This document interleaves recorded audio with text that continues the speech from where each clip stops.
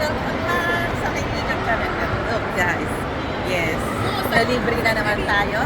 Tayo ay magra-ride. Samahan niyo ako muli guys, para meron akong upload sa ating YouTube channel. Yan. Ito ay worth 50 pesos. Ay, sorry, 50 reals guys. So, gusto kong sakyan dyan ay itong Ferris wheel. Tapos, gusto ko din doon, no, sa Viking. Since medyo malulain tayo, hindi na tayo magra-ride dyan. So, kanina ko na yan sa Caterpillar na yan at saka sa basta. So, guys, good for one day lang ito guys. Update ko na lang kayo mamaya sa magra-rides na ako. Pasensya nyo na guys kung medyo maingay kasi nga yung mga makina ng mga rides at saka yung ingay din ng mga tao. So ayun guys, papasok na lang ako.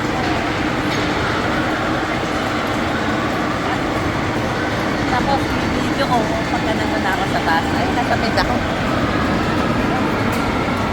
So, for the first time, nakasakay tayo ng Ferris wheel. So, nakaraan din pala, last 2 years, sumakay din tayo ng Ferris wheel doon naman sa Lucerne Winterland. So, ngayon nandito ako sa Gondolina. Wait lang guys, kasi may ina-assist sila. So, after nun, tayo naman. So, ipapakita nyo lang ito, ipipresent nyo. Tapos i-scan nila, automatic siyang magtulida. At 50 pesos mag-ride. Excited na ako. Parang bata lang guys, no? Galing pala tayo sa work. Usual, ayan, nakabdak na naman tayo ngayon. Kasi nga, ang kulay na uniform natin ay black and white. Okay lang. Para, kaya tayong tingnan. Ay! Okay. Ben.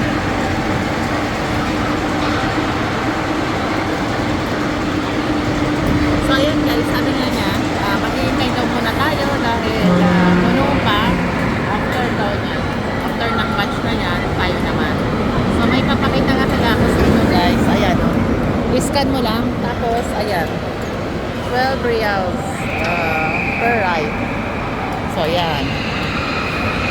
Ang linaw ng ano ko guys, no? Ang linaw ng camera ko kasi syempre hindi ko cellphone yung gamit ko.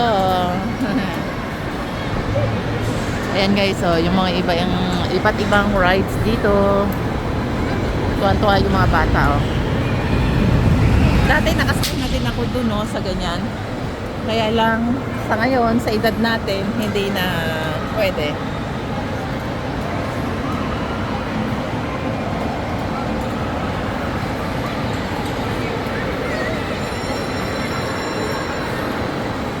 Sasakay tayo muli after ng 2 years. Yan, no? Hindi naman yan nakakalula kasi dahan-dahan lang naman yung pag-ikot niya. May balance. Dahan-dahan. Saka, ayan, no? Pwede na naman tumawag-tawag.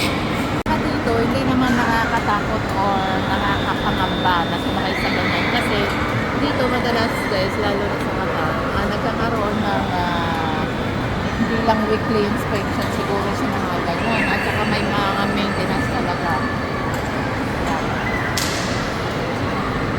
Itong theme park pala na to, dito to sa Villaggio Mall sa may Aspire. Gondolina theme park.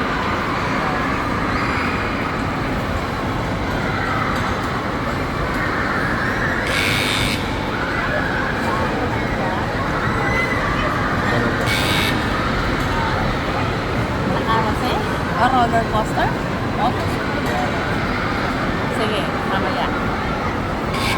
Kaya lang, busy.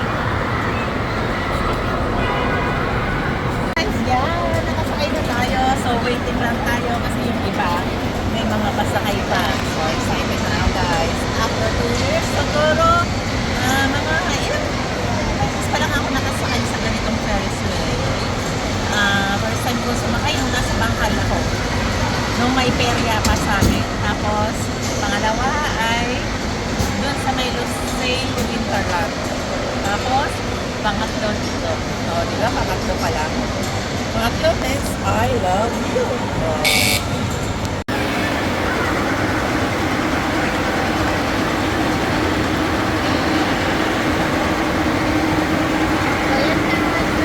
Itong part pala ng video guys ay nandyan na kami sa may pinakataas at nagbi-video din ako para din may pang-upload ako sa ating TikTok account.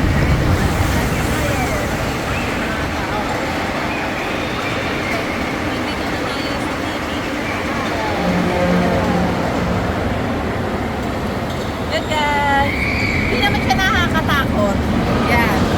Kahit na na. Wow.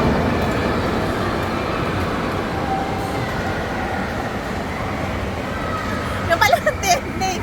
Kasi sabi ko, hindi siya nakakatakot. Pero pag ganito padalhin ako sa baba, parang nakakaano pala siya. So, mas maganda kung hindi ka titingin sa baba para hindi ka parang ano, parang umurong yung mga buko-buko. So, ayan. Dapat hindi ka titingin pala sa baba.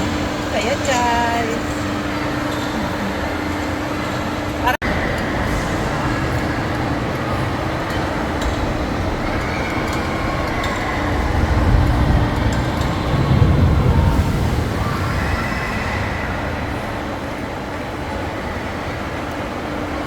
Thank you. Akyar.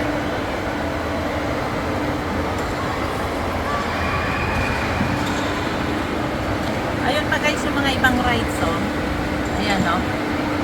Mga ibang rides pa yan.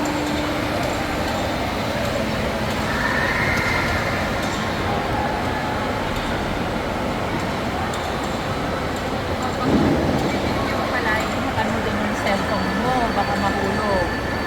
Ayan. Yan. Nasa pinakataas na tayo. Ayan yung mga ibang rides. So, meron pa tayo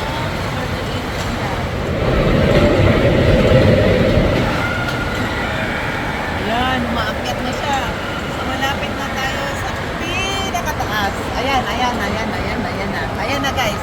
So, malapit na tayo sa pinakataas. O, ayan. Nasa pinakataas na tayo talaga. Sabi nila, pagka nasa pinakataas ka na raw, dapat daw magkikiss. Ayan. Napanood ako doon sa may ano, sa Lost yata yun. Ay, hindi, sa vlog pala ni Ali. Go with Ali. Yung nakipag-date siya sa isang Japanese yata yun. Sabi niya ganon.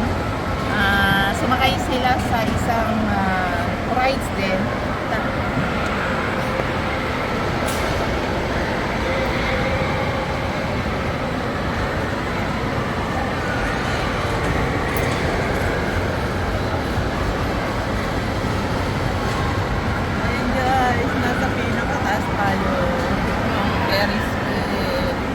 Nakahinto siya. Ayan o, diba?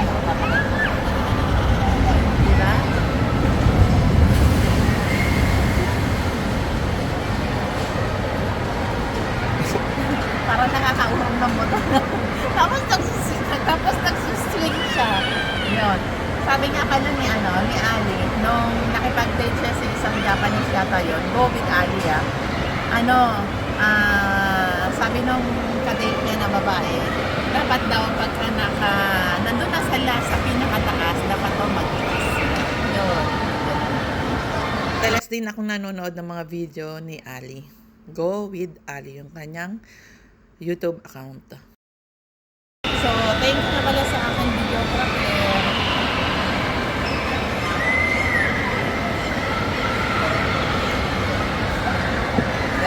Nakaka-murong ng buto. Promise.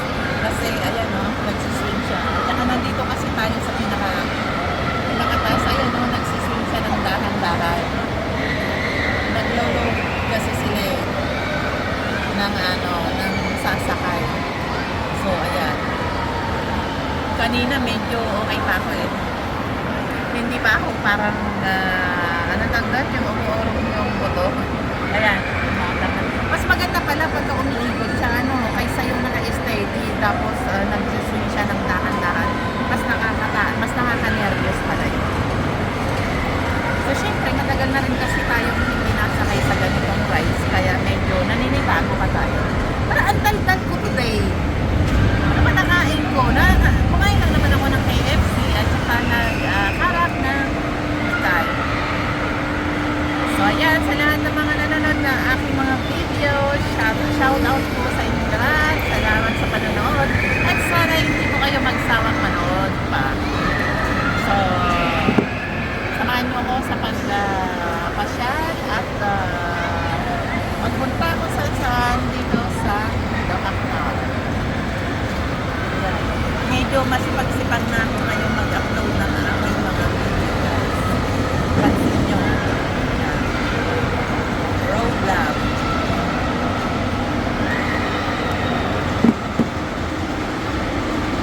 So yun guys, akala ko hanggang 2 ikot lang, pero pangatlong ikot na natin ito. So siguro bawat ikot it cost 4 reals. Kaya kasi ang binayaran natin is 12. Yeah. So ngayon, medyo alam ko na yung technique para hindi ka gaanong nervousin or parang malula. Huwag kang titingin sa baba. Yan. Huwag kang titingin sa baba mismo, yung sentro, yung ibang baba ng ano mo, yung kinalalagyan mo. Pwede ka naman tumingin sa baba, yung medyo, yung dun sa malayo. Yan. Yan, yung katulad no. Pero yung talagang tapat mo, hindi. Kasi nakakaluwa. So, ano pa kaya pwede nating sundan, guys? Parang gusto ko nung trampoline. Magpapalhod ako. Or doon sa Vikings. Or doon sa carousel. Yun.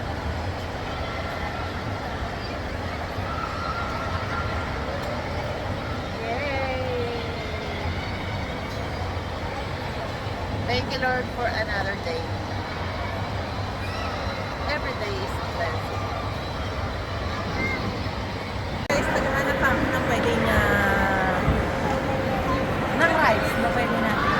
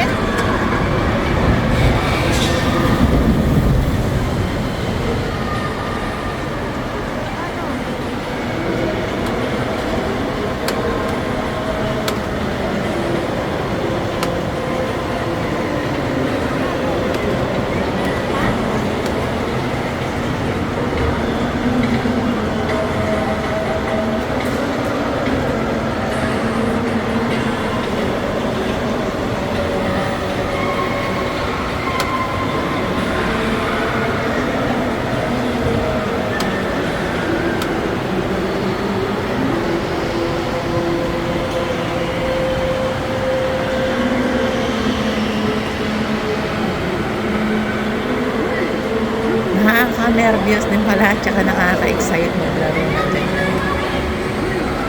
Ayan o, hindi kasi ko sanay na mag-drive. Medyo ang kaya ko lang kasi i-drive yung motor. So pagka nandyan ka sa mga ganyan machine, syempre, maiilang ka o maninibago ka. Kasi pati yung sinasakyan mo ay gumagalaw na siya.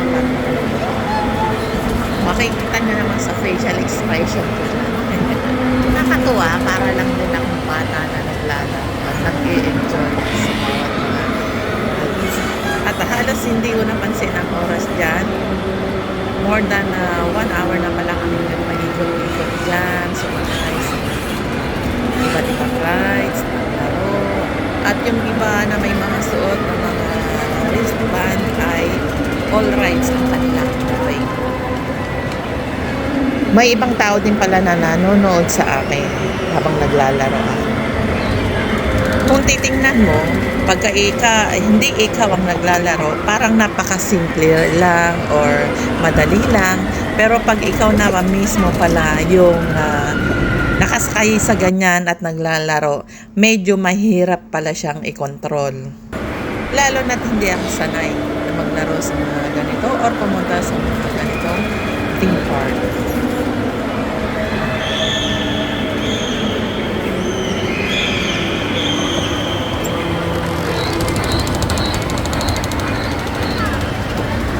Nakailang scan din pa lang ako dyan ng aking card dahil ayaw niyang gumana.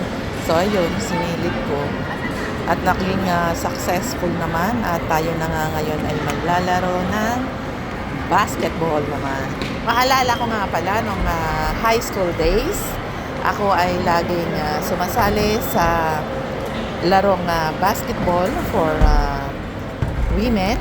At kung saan-saang lugar din kami pumupunta para makipag-compete. At syempre, ang paborito kong basketball players noon ay si Alvin Patrimonio, the captain. O, di ba guys? Anong masasabi nyo sa aking laro? Di ba? Magaling din na naman ako mag-shoot.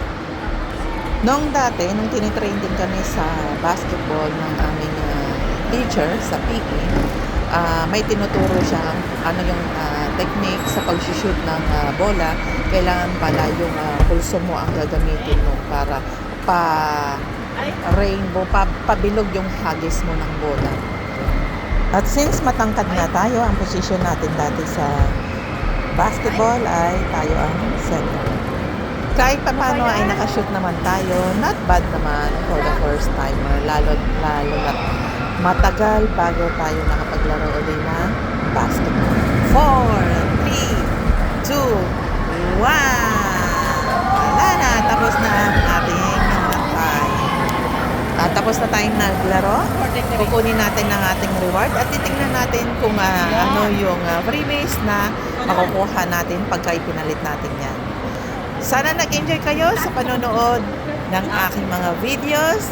Dahil ngayong araw na ito, super nag-enjoy ako. Thank you for watching and please don't forget to like and subscribe Tita Ina TV.